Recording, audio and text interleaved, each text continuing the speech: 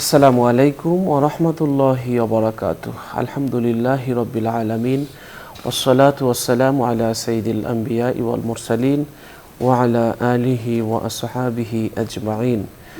সুপ্রিয় দর্শক শ্রোতা, সকলকে আন্তরিক প্রীতি ও শুভেচ্ছা জানিয়ে শুরু করছি আজকের অনুষ্ঠান।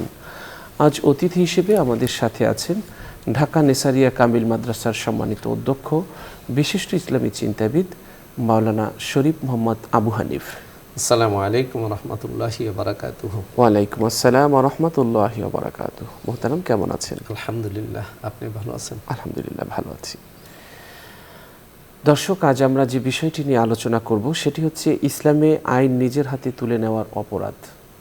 এই বিষয়টি নিয়ে ইসলামী বিশ্বাস মোতাবেক মানুষের যাবতীয় পাপ এবং অপরাধের চূড়ান্ত বিচার হবে পরকালে, কিন্তু শান্তি প্রতিষ্ঠা এবং সমাজের শৃঙ্খলা রক্ষার স্বার্থে কিছু কিছু শাস্তি দুনিয়ায় দেওয়া দুনিয়া দিয়ে থাকে। দুনিয়াতে দেওয়ার নির্দেশ দেওয়া হয়েছে ইসলামে। এখানে অপরাধের পার্থিব শাস্তি এবং আইন প্রয়োগকারী সংস্থা সম্পর্কে কোরআনুল কারীম বিস্তারিত বর্ণনা করেছে। রাসূল সাল্লাল্লাহু আলাইহি ওয়াসাল্লামও আইন প্রয়োগকারী সংস্থা কেমন হবে, কতটুকু হবে, কিভাবে প্রয়োগ করবে, কিভাবে প্রয়োগ করা যায়, উন্নত পদ্ধতি কি রয়েছে, এর নানান দিক নিয়ে আলোচনা করেছে। আমরা আজকের ইসলামে আইন নিজের হাতে তুলে নেওয়ার যে অপরাধ, সেটা নিয়ে আজকের আমরা আলোচনা করব। আমরা অনেক ক্ষেত্রে দেখা যায় যে আইন নিজের হাতে তুলে নেই, যেটা একটা সমাজকে, একটা দেশকে, একটা ভূখণ্ডকে ক্ষতিগ্রস্ত করে ফেলে এবং ক্ষতির দিকে নিয়ে যায়। একটি প্রক্রিয়ার মধ্যে অপরাধীর বিচার হবে এবং প্রক্রিয়াটা কী রকমের হবে ইসলাম তার দিক নির্দেশনা দিয়েছে। তো চলুন আজকের আমরা মোহতারামের কাছ থেকে এই বিষয়টি নিয়ে আলোচনা শুনছি। জি মোহতারাম। হ্যাঁ, ধন্যবাদ। ইসলাম এমন একটি সমাজ ব্যবস্থাকে প্রতিষ্ঠা করেছে এবং মডেল দিয়েছে যে সমাজে অপরাধ থাকবে সর্বনিম্ন মাত্রার। অপরাধ সংগঠিত মোটেই হবে না, বিষয়টি এমনটা নয়। অপরাধ সংগঠিত হলে কিন্তু সেই অপরাধের প্রতিকারের দায়িত্ব শরিয়া রাষ্ট্রকে দিয়েছে। মানব সভ্যতার সূচনা যখন থেকে এই পৃথিবীর ধূলি ধরায় হয়েছে, তখন থেকেই কিন্তু অপরাধও তার পাশাপাশি চলে এসেছে। আর সেই অপরাধ প্রবণতা দিয়েই কিন্তু আল্লাহ পাক মানুষকে সৃষ্টি করেছেন, যে ওয়ানাফসিউ ওয়ামা সাওয়াহা ফাআলহামাহা ফুজুরাহা ওয়া তাকওয়াহা কদ আফলাহা মান যাক্কাহা ওয়া কদ খাবা মান দাসসাহা। যে আল্লাহ রাব্বুল আলামিন এই মানব আত্মাকে সৃষ্টি করেছেন, আর সে আত্মার মধ্যে আল্লাহ দুটো বৈশিষ্ট্য দিয়েছেন। একটা হলো পাপের, আরেকটি হচ্ছে পবিত্রতার। তাহলে পাপের অনুভূতি, পাপের প্রতি আকর্ষণ মানুষের থাকবে, এটাই তার পরীক্ষা, যে তার নফস তাকে পাপের দিকে দাবিত করবে, কিন্তু সে সেই পাপ থেকে নিজেকে বিরত রাখবে। এই যে পাপ থেকে বিরত রাখার একটা অবিরত সংগ্রাম, এই সংগ্রামে মানুষ কখনো কখনো হোঁচট খায়। আর সেই হোঁচট খাওয়াকে সংশোধন করার জন্যে আল্লাহ রাব্বুল আলামিন প্রতিকার দিয়েছেন। যে মানব, আমাদের ইসলাম রাসূল পাক সাল্লাল্লাহু আলাইহি ওয়াসাল্লামের মাধ্যমে আমরা যে শরিয়া আইন পেয়েছি, এখানে এই ইসলামী শরীয়ত মানুষের অপরাধ এবং তার প্রতিকার তিনটি ভাগে বিভক্ত করেছেন। যেমন কিছু অপরাধ আছে যার প্রতিকার তার নিজেকে নিজের উদ্যোগে করতে হবে। যেমন আমরা পবিত্র হজ আদায় করি, হজে কিছু ভুল হলে যে কাফারা, যে দম, এগুলা কিন্তু ব্যক্তি উদ্যোগে নিজেই দেয়। সালাতের ভিতরে কোনো যদি ভুল ত্রুটি আমরা করি, সেটা সহ সাজদা নিজেই দিতে হয়। রোজায় যদি ভুল থাকে, কাফারা হোক কাজা হোক, সেটা নিজের উদ্যোগেই নিজে করতে হয়। এমন কিছু অপরাধ আছে ব্যক্তি কেন্দ্রিক অপরাধগুলো ব্যক্তি নিজেই তাকে প্রতিকার করবে। কিভাবে করবে সেটা ইসলাম বলে দিয়েছে। শপথ ভঙ্গ করলে কি করতে হবে, জেহার করলে কি করতে হবে, এই অপরাধগুলা অন্যকেন্দ্রিক না, এটা আত্মকেন্দ্রিক এবং তার প্রতিকার সে নিজে করবে। কিন্তু অপরাধটা যখন সামাজিক হয়ে যায়, যে অপরাধের মাধ্যমে সমাজ ক্ষতিগ্রস্ত হয়ে যায়, সেই সমাজকে, সামাজিক অপরাধগুলোকে প্রতিকার করার জন্য ইসলাম আপনার দণ্ডবিধি জারি করে দিয়েছে। কিছু দণ্ডবিধি আছে ইসলাম এটা সুনির্দিষ্ট করে দিয়েছে, আর কিছু দণ্ডবিধি আছে সেটা যেই দণ্ডবিধিগুলোকে ইসলাম সুনির্ধারিত করে দিয়েছে এটাকে শরীয়তের ভাষায় বলে হুদুদ। আর কিছু অপরাধ বাকি অপরাধ যা আছে এগুলার দণ্ডবিধি শরীয়ত সুনির্দিষ্ট করে দেয় নাই, কিন্তু তাজির এর আওতায় সেটা সমকালীন ন্যায়পরায়ণ আল্লাহভীরু বান্দাদের হাতে ছেড়ে দিয়েছে। তারা আইন করে সেই অপরাধগুলো চিহ্নিত করতে পারবে।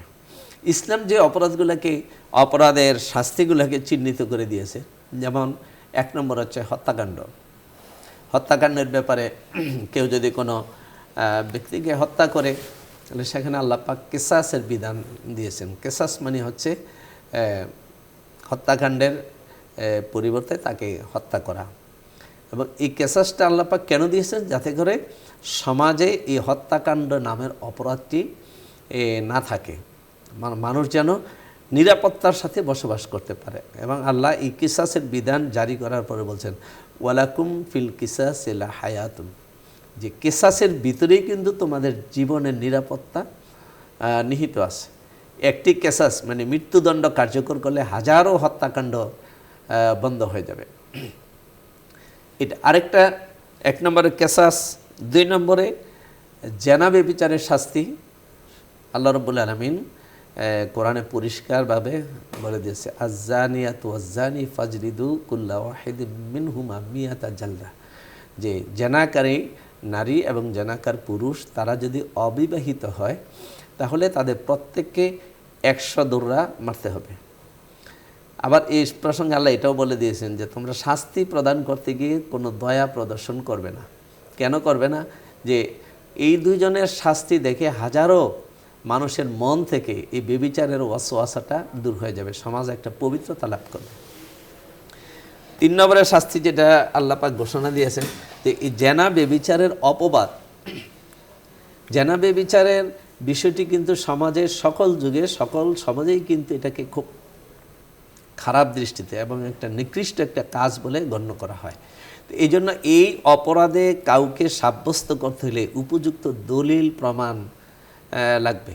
কোনো দলিল প্রমাণ ছাড়া এই কাজের কোনো অপবাদ দিলে যদি সেটা সে প্রমাণিত করতে না পারে তাহলে যে অপবাদ দিল তার জন্য একটা শাস্তি শরীয়তে নির্ধারণ করে দিয়েছে যে তাকে 80 দৌড়া মারতে হবে। যেমন একজন সাহাবী উবাদাত ইবনে সামিত রাদিয়াল্লাহু তাআলা আনহু, তিনি একদিন রাসূল পাক সাল্লাল্লাহু আলাইহি ওয়াসাল্লামের কাছে অভিযোগ দায়ের করেছিলেন তার স্ত্রীর ব্যাপারে।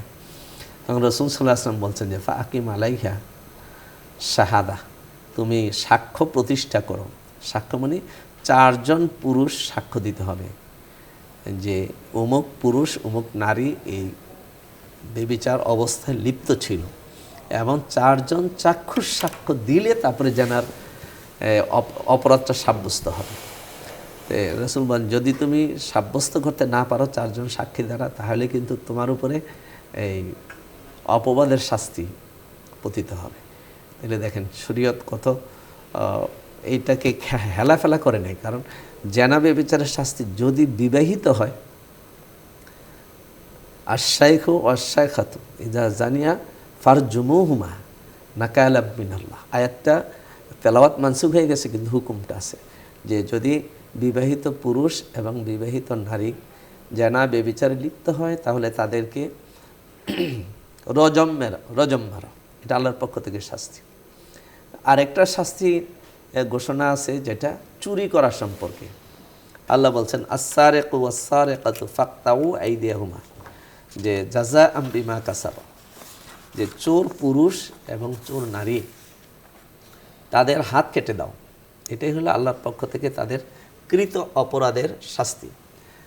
আরেকটা শাস্তি 5 নম্বরে শরীয়ত ঘোষণা করে দিয়েছে, সেটা হচ্ছে ধর্ম ত্যাগের, মোরতাদ হয়ে যাওয়ার শাস্তি। এই মোরতাদ হয়ে যাওয়া মানে হচ্ছে কেউ ইসলাম গ্রহণ করার পরে যদি ইসলাম থেকে সে বাহির হয়ে যায় স্বঘোষিত, তখন তার শাস্তি হলো তার মৃত্যুদণ্ড। এই 5টি দণ্ড আল্লাহ সুবহানাহু ওয়া তাআলা নির্ধারণ করে দিয়েছেন। আর বাকি অপরাধের শাস্তিগুলা সেগুলা মুসলিম প্রাজ্ঞ এবং দিনদার আল্লাহভীরু বিচারপতি বা মুসলমান শাসক গোষ্ঠী তারা এই শাস্তিগুলা সময়ের প্রেক্ষাপটে তারা এগুলো নির্ধারণ করে দিবে। এগুলো হচ্ছে তাজিল।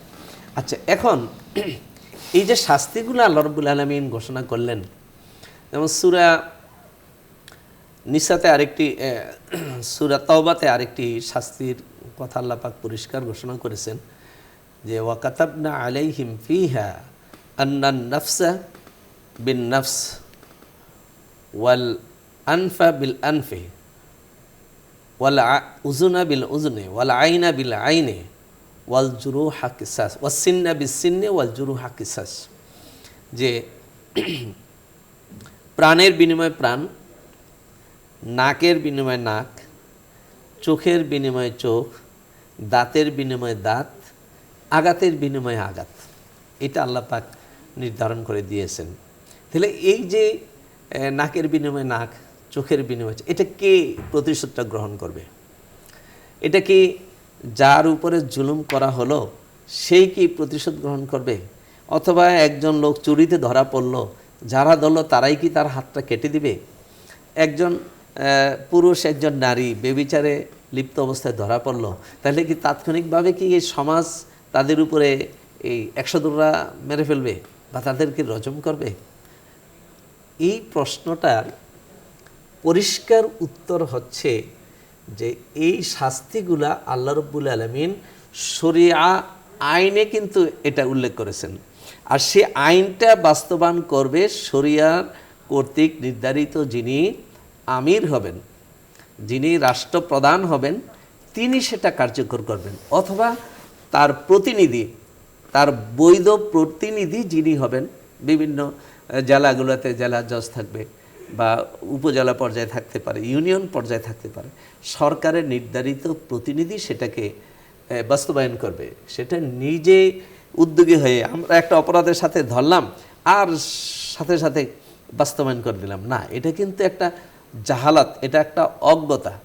ইমাম শাফিঈ রহমাতুল্লাহ আলাইহি পরিষ্কার বলেছেন যে কোনো অপরাধের শাস্তি কোনো সাধারণ জনগণ এটা প্রয়োগ করতে পারবে না। এটা প্রয়োগ করার একমাত্র বৈধ অধিকারী হচ্ছে মুসলিম রাষ্ট্রের যিনি আমিরুল মুমিনিন থাকবেন, রাষ্ট্রপ্রধান থাকবেন, অথবা রাষ্ট্রপ্রধান কর্তৃক নিযুক্ত তার প্রতিনিধি থাকবেন। কেবলমাত্র তারাই এই অপরাধের শাস্তিগুলো বাস্তবায়ন করতে পারবেন।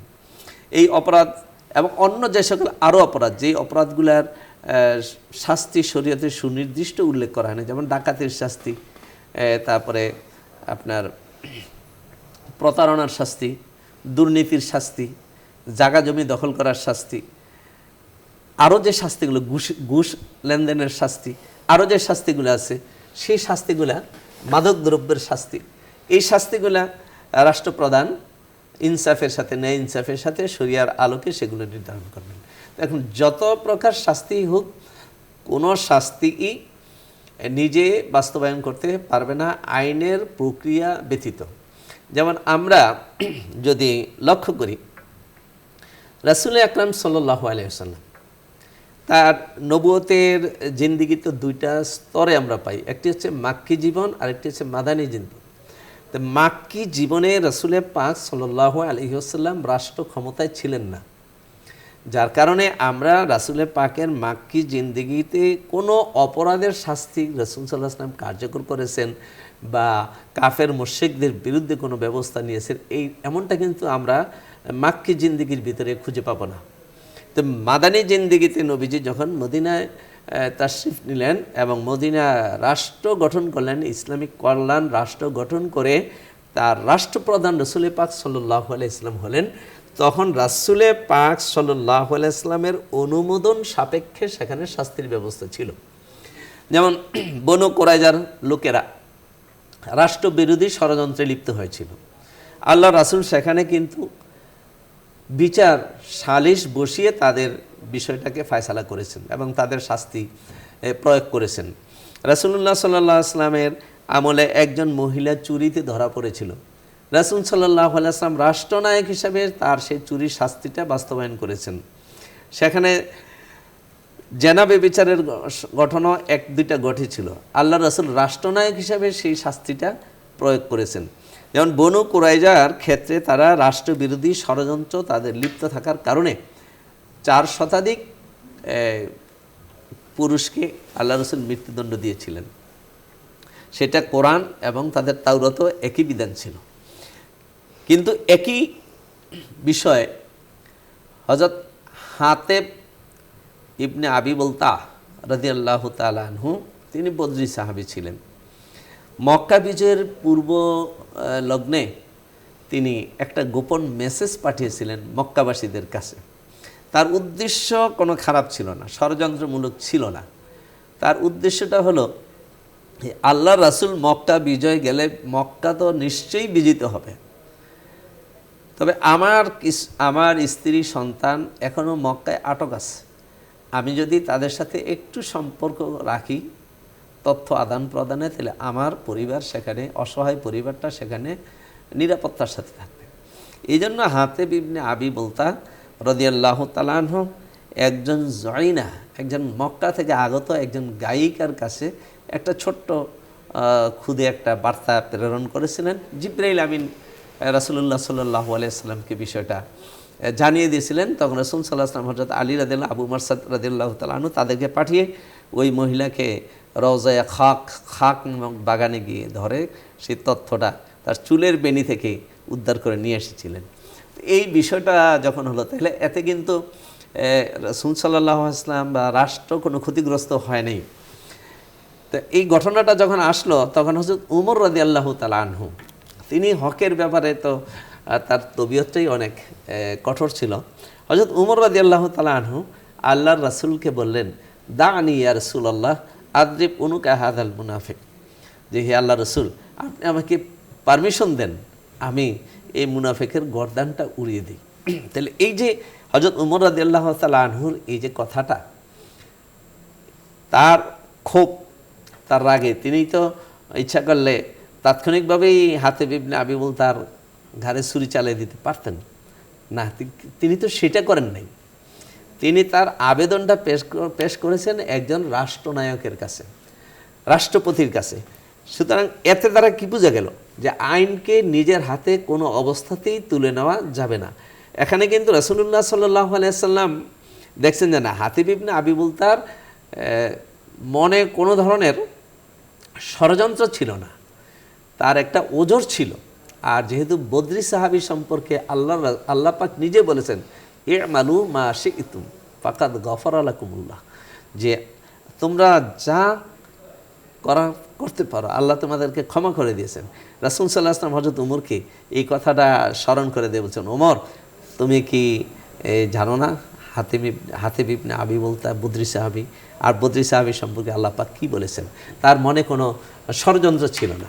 আচ্ছা যাক, এই ঘটনা থেকে আমরা জানতে পারলাম যে ওমর কিন্তু নিজ হাতে আইন তুলে নেননি। এত ক্রোধান্বিত হওয়ার পরেও তিনি আল্লাহর রাসূলের কাছে বিষয়টা সুপর্দ করে দিয়েছেন।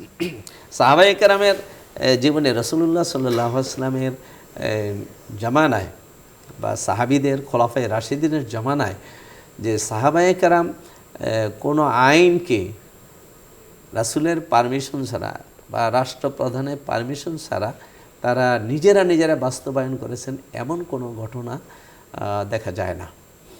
বরং এমনকি দেখা গেছে যে হযরত উমর রাদিয়াল্লাহু তাআলা আনহুর আমলে ইয়েমেনের সানা নগরীতে একটা ঘটনা ঘটেছিল, যেটাকে আমরা এখন মব জাস্টিস বলি। যে ওখানে একজন অপরাধী, অন্যায়কারী, হয়তোবা কোনো দুষ্ট দুরাচার হতে পারে অথবা নির্দোষ হতে পারে, একজন ব্যক্তিকে গণপিটুনি দিয়ে হত্যা করা হয়েছে। এটা হযরত উমর রাদিয়াল্লাহু তাআলা আনহুর জামানার ঘটনা। তাকে এই গণপিটুনিতে 7 জন লোক জড়িত ছিল।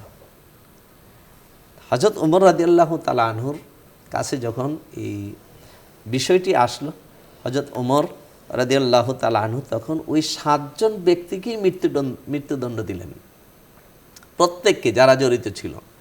এবং হযরত ওমর বিশ্বের মুসলমানদের জন্য একটা পরিষ্কার বার্তা দিয়ে দিলেন যে যদি এই ব্যক্তির হত্যাকাণ্ডে গোটা সানআ নগরীর সব মানুষও যদি জড়িত থাকতো, ইয়েমেনের রাজধানী তো সানআ, এটা প্রাচীন একটা নগরী ওই সময় ছিল, যে সানআর সকল অধিবাসী যদি এই ব্যক্তির হত্যাকাণ্ডে জড়িত থাকতো তাহলে আমি তাদের সকলকেই মৃত্যুদণ্ড দিতাম।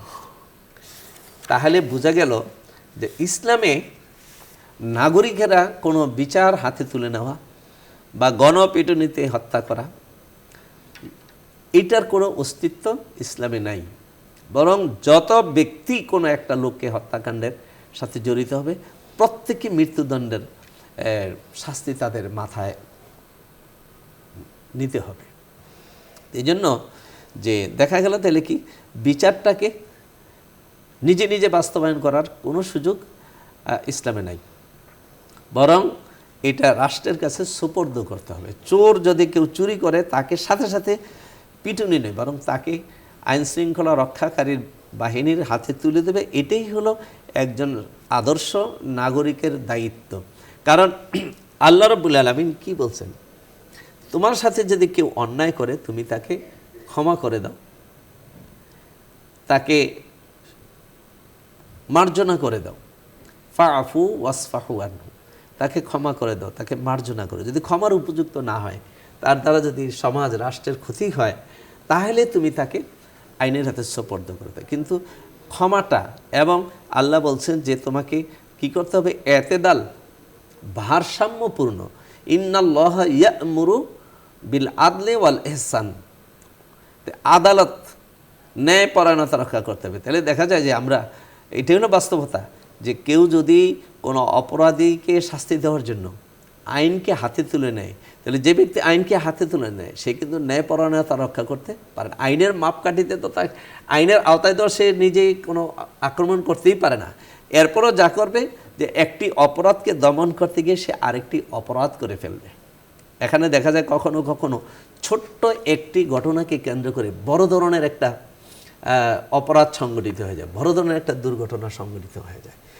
যখন এই জন্য কোনোভাবেই কোনো নাগরিক কোনো অপরাধীকে নিজের উদ্যোগে শাস্তি দিবে, নিজে নিজে একটা ফয়সালা করবে, এটা ইসলামের সুযোগ নেই। যেমন হযরত ওমর রাদিয়াল্লাহু তাআলা আনহু একবার একটি ঘোড়া কিনছেন একজন গ্রাম্য ব্যক্তির কাছ থেকে।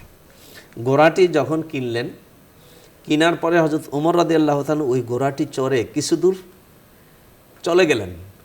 কিছু দূর যাওয়ার পরে দেখা গেল ওই ঘোড়ায় পায়ে কিছু সমস্যা আছে। হযরত ওমর কিছু দূর যাওয়ার পরে আবার তিনি ঘোড়াটি নিয়ে ফিরে আসলেন বিক্রেতার কাছে।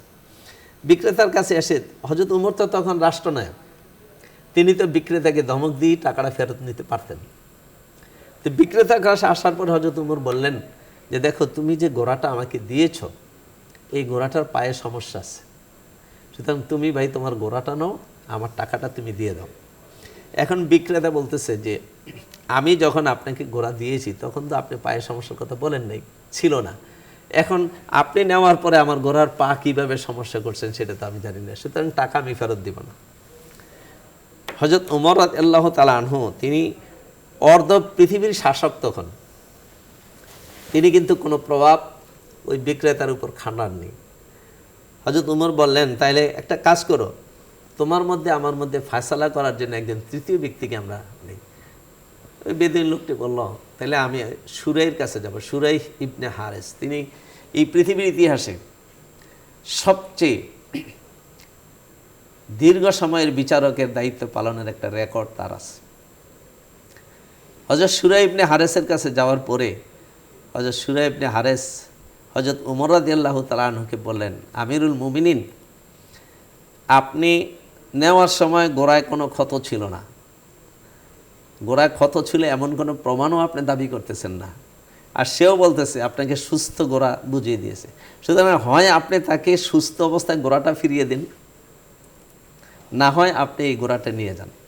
হযরত উমর সুরাই ইবনে হারেসের ফয়সালাটা মেনে নিয়েছেন। এখানে দেখেন তিনি একজন রাষ্ট্রনায়ক, তারপরেও কিন্তু আইনকে তিনি অপরাধকে নিজের হাতে তুলে নেন নাই, আইনকে তিনি নিজের হাতে তুলে নেন নাই, একজন ব্যক্তিকে বিচারক নির্ধারণ করেছেন। হযরত উমর দেখলেন যে যেই ব্যক্তি একজন আমিরুল মুমিনিনের বিরুদ্ধে ফয়সালা দিতে পারে, তার চেয়ে সাহসী ন্যায়পরায়ণ ব্যক্তি বিচারপতি হিসাবে আর কে হতে পারে। হযরত উমর তাৎক্ষণিক সুরাইকে বিচারপতি নিয়োগ করে কুফা নগরীতে পাঠিয়ে দিয়েছেন। তো হযরত উমরের আমল থেকে যে তিনি বিচারপতি নির্বাচিত হলেন, নিয়োগ পেলেন, খলিফা আব্দুল মালিক বিন মারওয়ান পর্যন্ত তিনি এই বিচারকের দায়িত্ব পালন করেছেন 60 বৎসরের উপরে। তখন যেই দিন উনি স্বেচ্ছায় বিচারকের দায়িত্ব ছেড়ে দেন, তখন তার বয়স ছিল 107 বছর। কাজী সুরাই ইসলামের ইতিহাসে, পৃথিবীর ইতিহাসে তার বিচার একটি সোনালী অধ্যায় রচনা করেছে। সেই কাজী সুরাইহের কাছে একবার হযরত আলী রাদিয়াল্লাহু তাআলা আনহু, যখন আলী রাদিয়াল্লাহু তাআলা আনহু আমিরুল মুমিনিন, কুফায় রাজধানী, আলী রাদিয়াল্লাহু তাআলা আনহু দেখলেন যে তার একটি বর্ম খুঁজে পাচ্ছেন না। পরে দেখা গেল এই বর্মটি একজন ইহুদি ব্যক্তির কাছে আছে। তো আলী রাদিয়াল্লাহু তাআলা আনহু এই বর্মটির জন্য সরাসরি ইহুদি ব্যক্তির কাছে যান নাই, বরং তিনি কি করছেন, তিনি রাষ্ট্রনায়ক হওয়া সত্ত্বেও ওই চোরকে তিনি ধরেন নাই,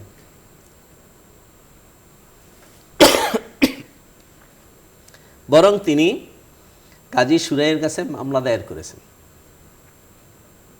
তাহলে হযরত আলী রাদিয়াল্লাহু তাআলা আনহুর কি ক্ষমতা ছিল না যে চুরি করছে বর্মটি তাকে বর্মসহ ধরে নিয়ে আসা?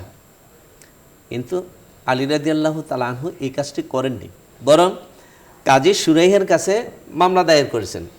কাজী সুরাই ওই বর্মওয়ালাকে, ইহুদিকেও আদালতে ডাকলেন, আলী রাদিয়াল্লাহু তাআলা আনহুকেও ডাকলেন।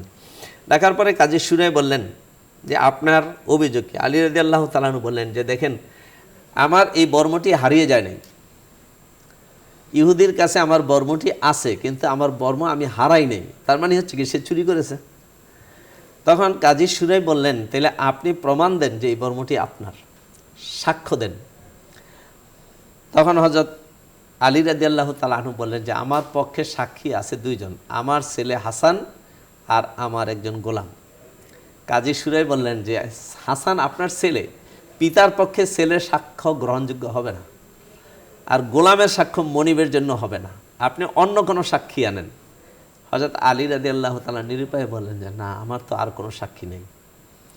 তখন কাজী সুরাই ইহুদিকে বললেন যে চোর, যে তুমি শপথ করে বলো এই বর্ম তোমার। তো ইহুদি শপথ করে বলতেছে যে এই বর্ম আমার। তখন হযরত আলী রাদিয়াল্লাহু তাআলা বললেন যে ভাই, এই বর্ম তোমার, তুমি নিয়ে যাও।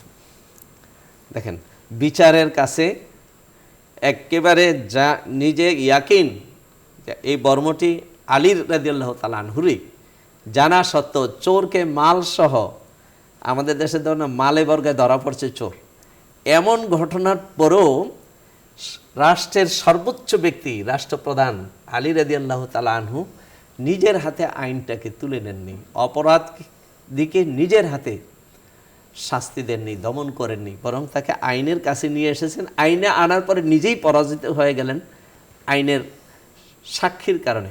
হযরত আলী রাদিয়াল্লাহু তাআলা আনহু তখন ওই ইহুদিকে বলেন ভাই বর্ম তোমার, তুমি নিয়ে যাও। তখন ইহুদির মনের উপরে ঘটনাটা মারাত্মক প্রভাব ফেলছে। ইহুদি নিজে তো জানে যে বর্মটি তার না। এদিকে আমিরুল মুমিনিনের নিয়োগকৃত বিচারপতি, সেই বিচারপতি আমিরুল মুমিনিনের বিরুদ্ধে রায় দিতে পারে, এটা কেমন আদর্শ?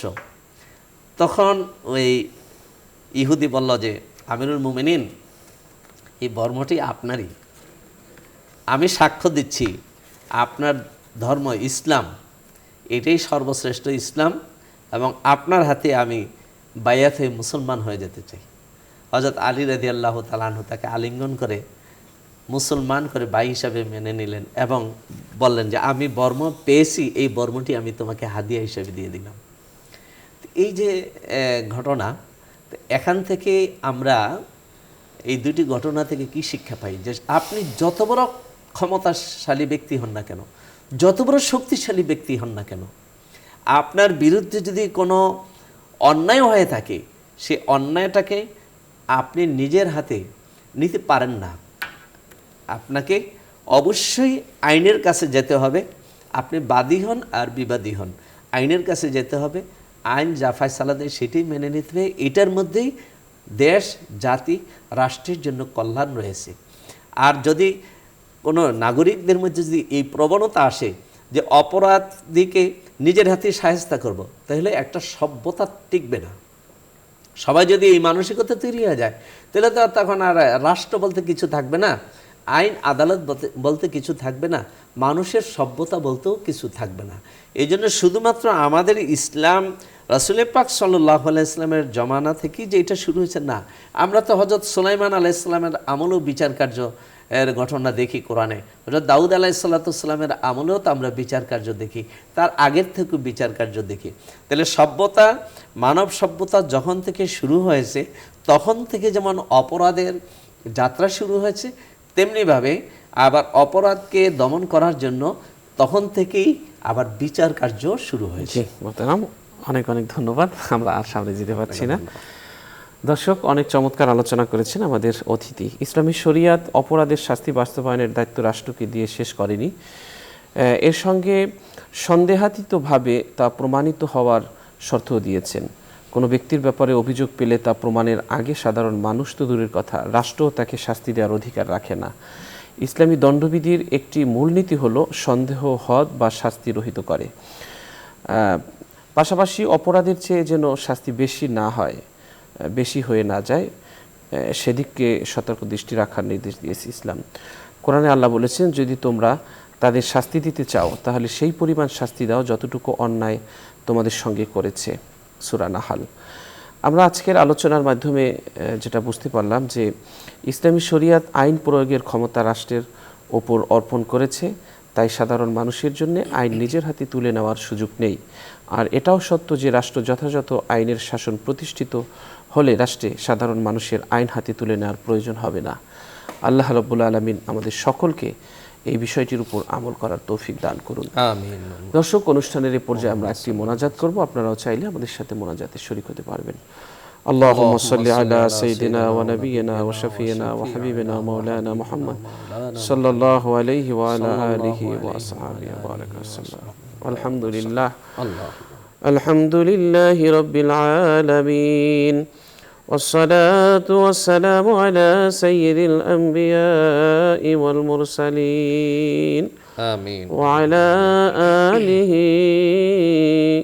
وأصحابه أجمعين. آمين. الله ربنا آتنا في الدنيا حسنة وفي الآخرة حسنة وقنا عذاب النار. آمين. الله ربنا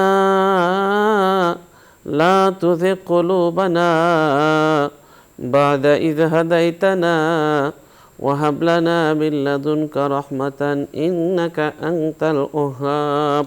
آمين. ربنا ظلمنا أنفسنا وإن لم تغفر لنا وترحمنا لنكونن من الخاسرين. آمين. اللهم آمين. اللهم آنس وحشتي في قبري، اللهم ارحمني بالقرآن العظيم واجعله لي إماما ونورا وهدى ورحمة. اللهم ذكرني منه ما نسيت وعلمني منه ما جهلت وارزقني تلاوته آناء الليل وآناء النهار. آمين. واجعله لي حجة يا رب العالمين. آمين. اللهم يا مقلب القلوب ثبت قلبي على دين حي يا كي برحمتك استغيث آمين واصل كل لسان تكل إلى نفس طرفة عين. آمين اللهم إنا نسألك الجنة ونعوذ بك من النار. آمين اللهم رب ارحمهما كما ربياني صغيرا. آمين سبحان ربك رب العزة عما يصفون وسلام على المرسلين والحمد لله رب العالمين. وجعل آخر كلامنا عند الموت لا إله إلا الله محمد رسول الله صلى الله عليه وسلم. দর্শক, আমাদের সাথে যারা থেকেছেন আপনাদের সকলকে অনেক অনেক ধন্যবাদ। আপনারা থাকুন আলোকিত প্রতিদিন অনুষ্ঠানের সাথে, থাকুন একটি ভালো কাজের সাথে। এই অনুষ্ঠান অন্যকে দেখতে উৎসাহিত করুন, নিজে দেখুন, অন্য আত্মীয় স্বজনকেও দেখতে উৎসাহিত করুন। আল্লাহ তাআলা আমাদের সকলের জীবনকে উন্নততর, মহত্তর, পবিত্রতর করে গড়ে তোলার তৌফিক দান করুন এবং এই অনুষ্ঠানটি আমাদের নাজাতের উসিলা হিসেবে আল্লাহ কবুল করুন। সকলের সুস্বাস্থ্য এবং দীর্ঘায়ু কামনা করে আজ এখানেই শেষ করছি। আল্লাহ হাফেজ। আসসালামু আলাইকুম ওয়া রাহমাতুল্লাহি ওয়া বারাকাতুহু।